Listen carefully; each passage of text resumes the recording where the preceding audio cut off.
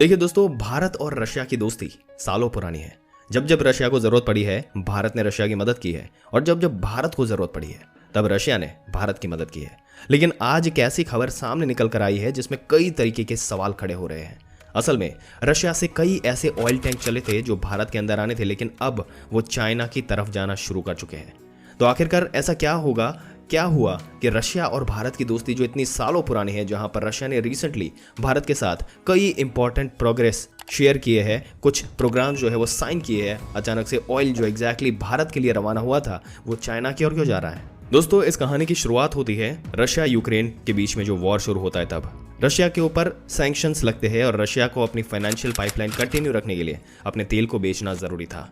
Russia को अपने दोस्त भारत की याद आई और भारत से रशिया डील करता है। भारत ने कच्चा तेल खरीदना शुरू कर दिया रशिया से डिस्काउंटेड प्राइस पर, और खरीदते खरीदते डिपेंडेंसी इतनी ज्यादा बढ़ गई कि भारत की टोटल जरूरतों का करीब 45% हिस्सा हम सिर्फ रशिया से इंपोर्ट कराए जा रहे थे, जो कि फरवरी 2022 की बात है। लेकिन 2023 के एंड तक आते आते भारत और रशिया के बीच में जो ट्रेड था ये घटने लगा। जो एक समय पर 2.15 मिलियन बैरल पर डे था, वो घट के 1.48 मिलियन बैरल हो गया। अब इसके पीछे कई रीजंस दिए जाते हैं। सबसे पहला रीजन तो ये है कि रशिया को पेमेंट लेने में इशू आ रहा था। रशिया को हम डॉलर में पेमेंट नहीं कर सकते क्योंकि डॉलर उस देश के लिए कोई यूज का नहीं है, क्योंकि अमेरिका ने उनके ऊपर ऑलरेडी सैंक्शंस लगा रखे थे। इसके अलावा भारतीय रुपए में पेमेंट करना रशिया के लिए बहुत ज्यादा यूजफुल नहीं रहा, क्योंकि रशिया बहुत सारी चीजें एक्सपोर्ट नहीं करता भारत से, जिसके कारण इंडियन रुपीस का वो करेगा क्या।